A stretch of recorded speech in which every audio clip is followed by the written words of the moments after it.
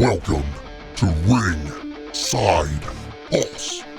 Yo, what is up, everybody? Welcome to the first official episode of Ringside Pulse. On today's episode, man, we're talking about something that everybody has been buzzing about in the wrestling world. John Cena, Cody Rhodes. It's the biggest thing going on right now. Now, before we get to the present day, we got to take you back a little bit in case you missed anything. The first indication of John Cena's heel move was he declared himself for the Elimination Chamber. People said that, you know what, he's been in the business long enough that he has the pull to be able to do that. But still, usually not a face move. Second heel move, Cena sells his soul to The Rock, kicks Cody Rhodes in the old ball bag at Elimination Chamber. Then you get his first heel promo. Now, in that promo, everybody was complaining, bitching, whining, saying, oh, he went to the well, he took an old promo style, and he was blaming all the fans. It wasn't anything that special. Isn't that cute? But that's wrong! And we'll touch back on that. Second heel promo, again, starts to blame all the fans, tells them how awful they are, kind of a little bit of the same, and then we end up in present day. Before Cena even gets to utter a word, Cody Rhodes would come out, interrupt the whole situation, and we finally got what we've been looking for, the face-off promo battle between Cody Rhodes and John Cena. We've been waiting for it. What do you think? Did it deliver? Oh, did it. Oh, did it. I think so. You go through the steps, right? You go through the steps from the declaring his spot in the chamber till now, and all the elements in between. I get it. I know a lot of people are feeling this heel turn on Cena. For me, it's about damn time. I think it's way overdue. I've never been a Cena guy, which is why I think this turn is way overdue. It's just, where does it go from here? Kind of the scenario with me. I think tonight's promo on Raw, between the both of them, to see them battle off, definitely got some pops and got some heat. Definitely worth watching. It was intriguing. Never cared that much for Cena anyway, personally. I think that he's always been a turd. I don't know how you two feel about it. I'm actually really glad they didn't have them face off, right? Because that's what everybody expects, right? And John Cena said it. He said it in his very first promo. He goes, you want me to change my style. You want me to be different. You want what you want. Well, guess what? You get nothing. And I loved that. I absolutely loved that. So the fact that they dragged it out a little, they let him just keep, blaming the crowd. And then tonight we got to see a little bit of that mic skill. Now, I will say personally, I thought like the first half of it was kind of robotic. It was kind of like off his style and felt very by the book, very scripted. But at the end, when he started actually taking some jabs, and one of the lines that he said to where I like leaned in and kind of sat up out of my chair, he took a shot at not only AEW, but WWE as well in one sentence where he went, I make empires for billionaires. You just sit around and steal their kids' money. He took a shot at both Tony Khan and Stephanie McMahon. That is insane. I'll say this. It's a very good move for Cena in his heel turn to use all the negativity that's been thrown at him for the last 25 years. All that negativity that's been thrown at him that supposedly has never faced him. He's flipping it, reversing it, and throwing it back at Cody, at the audience, with the way he's been presenting his promos. But I will say there's one little thing about his promos that I'm not feeling. And it kind of goes off of what you said about how his promos kind of feel robotic. For me, it's almost like an animated cartoon. Yeah. Cena has been so uppity and positive and rise above it. He's been all of this for so many years. So him trying to cut a mean or an evil promo or heelish promo, it doesn't feel full 100% heel to me because he's still being very animated. And I know that to a sense you have to be animated with it, but there's still that face Cena. It's like he's given his normal inspiring promo that he normally would give in a heelish way versus it just being a heel shoot or promo. I'm for the heel turn and the promos with Cena talking. I want to feel full heel. Like, I want to look at this guy on TV and go, you're an asshole. I want to feel that vibe or that connection watching him come out. Like, it's almost like I come out, I'm going to say this, I'm going to sound heelish. I don't know. For some reason, it's not resonating full 100% heel to me. Which is why I think it goes with what Cody said, where he was like, when he made the line tonight, there's more dick in that promo than in your jorts. Got him! Yeah. Yeah. It's like, it's not we can't see you no more. No, we can see you, and we're looking right through you. What I was going to say is like, I feel like, when Hogan did it and everybody's comparing it to when Hogan did it, he made it more believable. To me, there was more oomph. There was more charisma. There was like a lot more, hey, I'm doing this, I don't care if you like it or not, as opposed to what he's doing right now, to be honest with you. The difference between Cena and Hogan is Hogan's heel turn, nobody saw coming. Nobody. Because there was a chance that the third man was either going to be Hogan or Sting. And if Hogan wouldn't have turned up that night, it would have been Sting. So there was that air of like, oh man, like, could this happen? Is this going to happen? With Cena, like I said, the seeds were planted back at the press conference when he declared himself for the Elimination Chamber. Chris, I totally agree with you, man. Like, I see the cartoon villain, like 100% what you're talking about. Like, to me, if he had a mustache, he'd be one mustache twirl away from, yeah. It feels like he's being very, very goofy and like, but you saw flashes of him, taking them jabs and being edgy and like the shit that he was saying to The Rock, that shit was like personal. It was dirty, and that's where I meant that's what I'd like to see him do. Yeah. In that heel format. Don't be animated. Don't be cartoonish. Be. There's a difference between Hogan. You're right. There's a difference between Hogan and Cena. Hogan had reached its peak. Hulkamania had reached its peak. People were either tired of him or just wanted him to go. Yeah. So Hogan had to make a choice. I either change with the time or I fade out.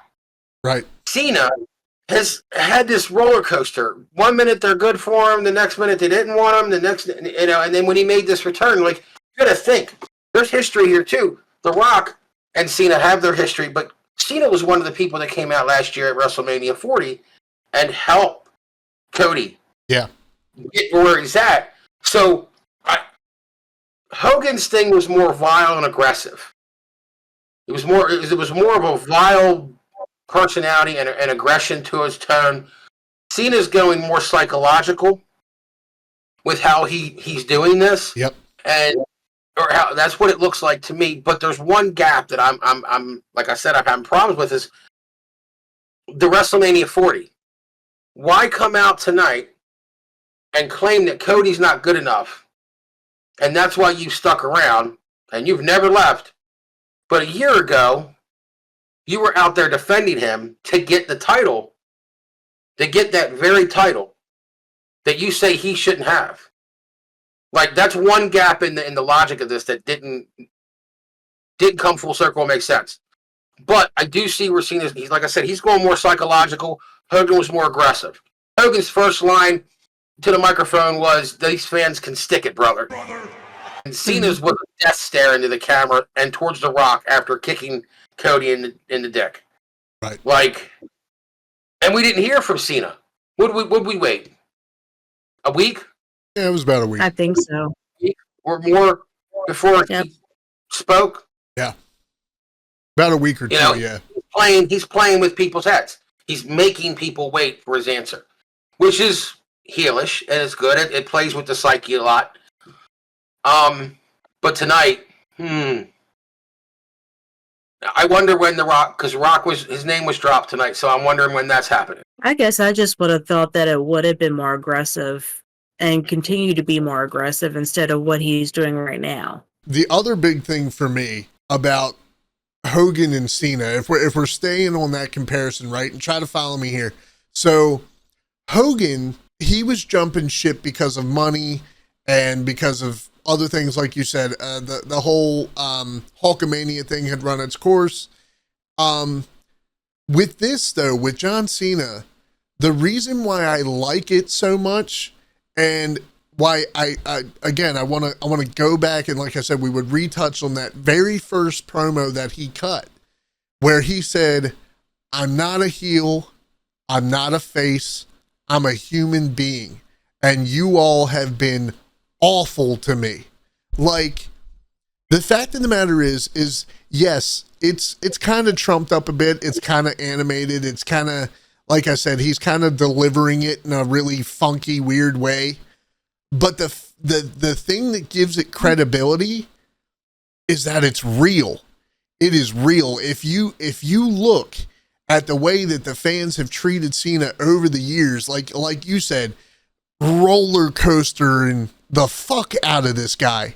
Just and psychological. He's messing with. He's doing this in a very psychological way. Yeah, for sure. It's like I said. The fact of the matter is there was a point in time where John Cena had done an interview with Chris Van Vliet, and I think it was back in like 2012, or it was way back.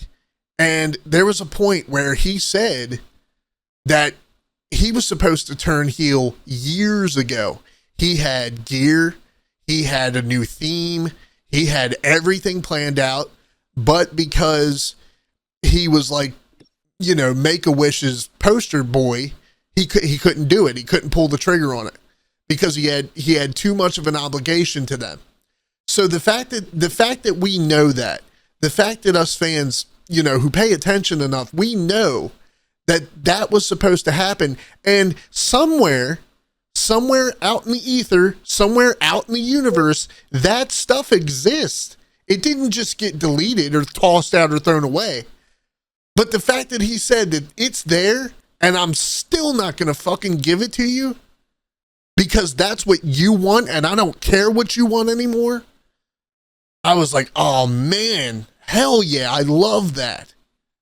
Yeah, that's good storytelling too, and that's a good play on the psychological part too, because he knows that he publicly said XYZ. Yeah.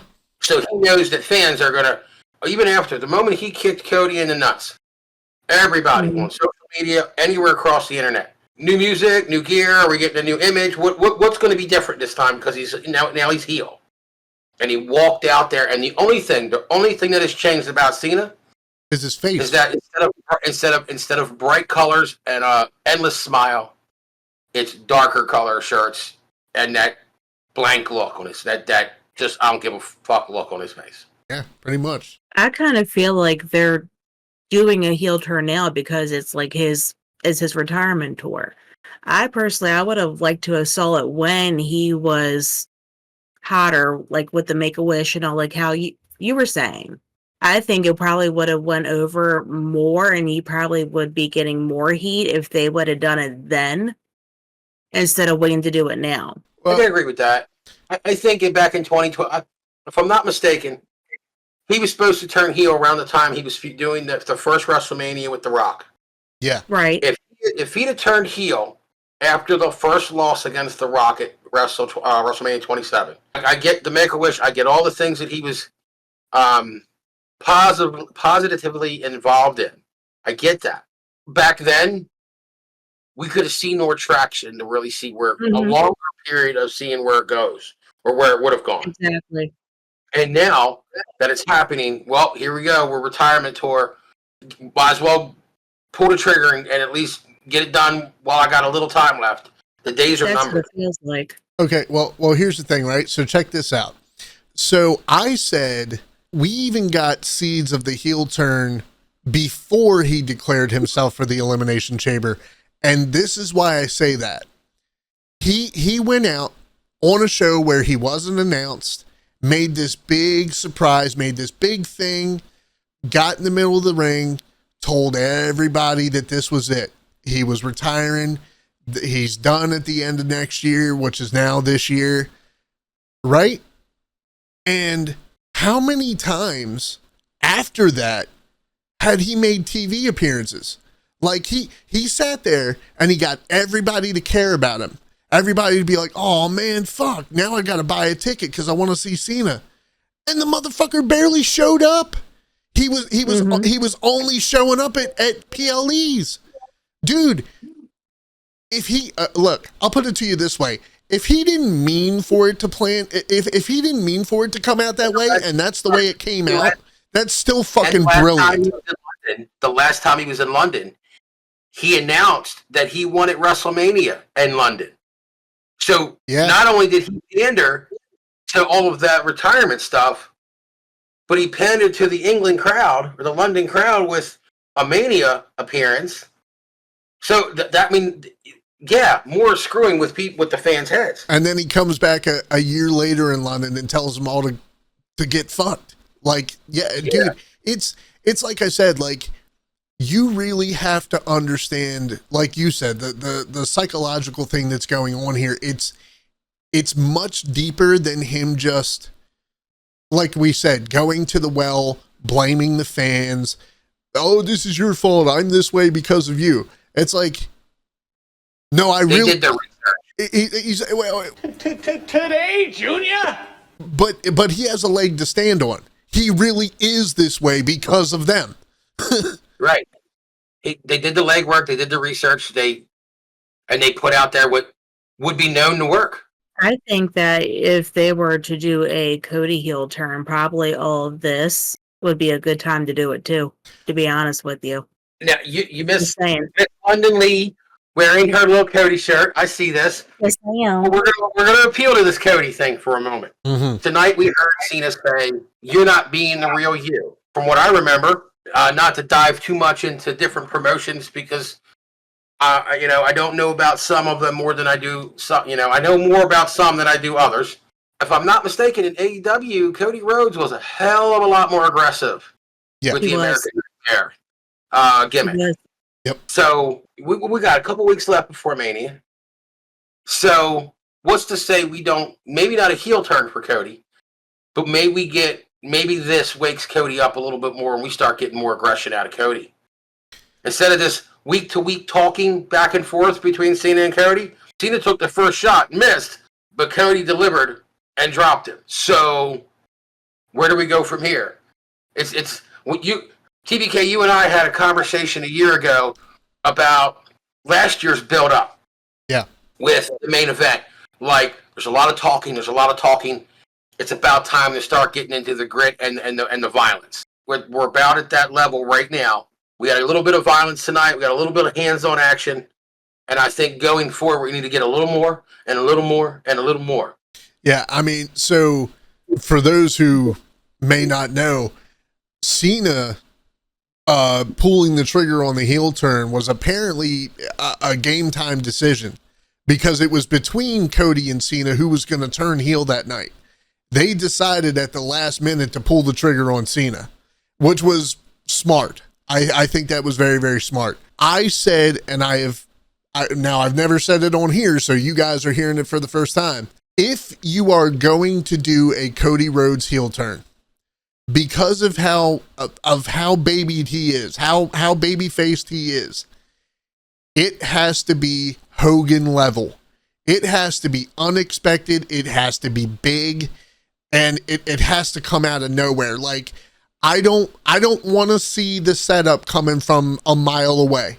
Mm-hmm. You have to do it right, and it needs to be turn the corner and boo right there. Yes, it takes you off hard. Like there needs, especially because he has everybody right now, like in the palm of his hand. Right. Honestly, exactly. It'd be the perfect opportune time to. Yeah, like I really want to see, like with Cody when he turns heel, man.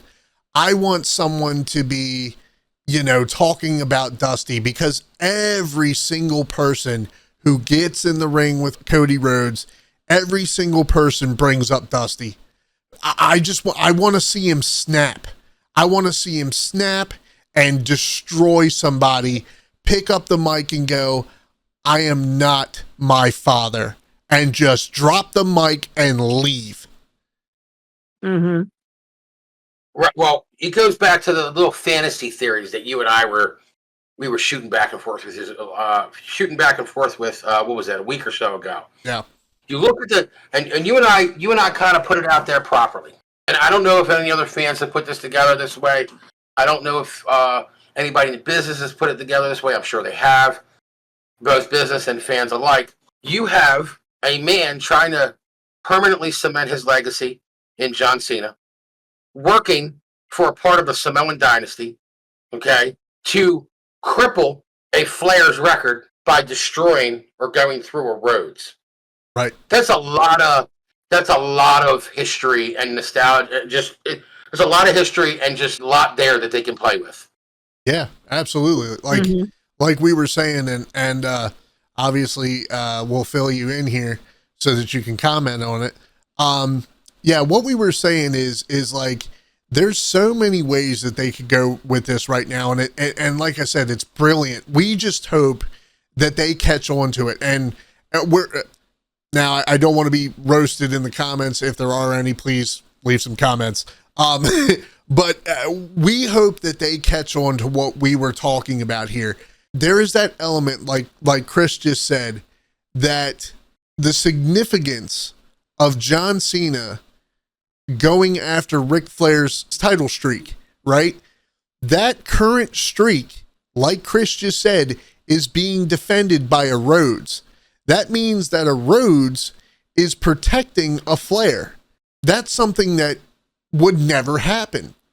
Obviously, Dusty and Rick were, mortal enemies. The Flairs and there's so much that they can do with this, and we really hope that they use this to its full potential, because the thing that we've been hearing the most, and I don't know about you two, and I want to get your comments on it. I've been hearing that, I almost said roadie codes. What did he say? The thing that we've been hearing about Cody Rhodes the most is, his championship reign has been boring. The build up to Mania this year has been lackluster. There hasn't been any exciting elements, and the Rhodes were not cool, aren't cool. I think collectively we all hope that they really, really get the most out of this they can, because last year was huge. Last year was a big deal. And honestly, that's what they're doing this year. They're trying to top that. Yeah, Paul Levesque is definitely doing that slow cook, and we're starting to really get that smell coming from the kitchen. We're going to get an appetizer, a full course, and a dessert out of this, I think. We're just going to get the full shebang. But yeah, going back to that, you're right. A Rhodes is defending a Flair. You got Cena trying to cement his legacy by taking out a Flair's record, but he's hired by a high chief of the bloodline in the Samoan dynasty, which ties into, storyline-wise, Cody's entrance, the start of Cody's song. There are multiple, not only royal families in wrestling, but just names in general. Just that royalty name of a Flair, a Rhodes, a Cena, a Rock, or there's a lot of lineage there. There's a lot of history. When you really dive into it, like you said, and think about it really far down deep, it can bring up a lot of nostalgia and a lot of history. It does. For sure. Absolutely. Well, I hope we've given you guys some things to think about, some things to talk about. Like we said, make sure to leave some comments down below. Also, if you like what you heard, make sure to hit that like and subscribe button. It really does help out the channel. And, man, we're looking forward to the next one. Be sure to check us out for episode 2. It's also the big buzz going around. What is this favor? Phil, you're killing us, brother. What is it? For Ringside Pulse, I have been your host and co-founder TBK, joined by my co-host Chris Craven and London Lee. Until next time, y'all, Ringside Pulse. See ya. See ya.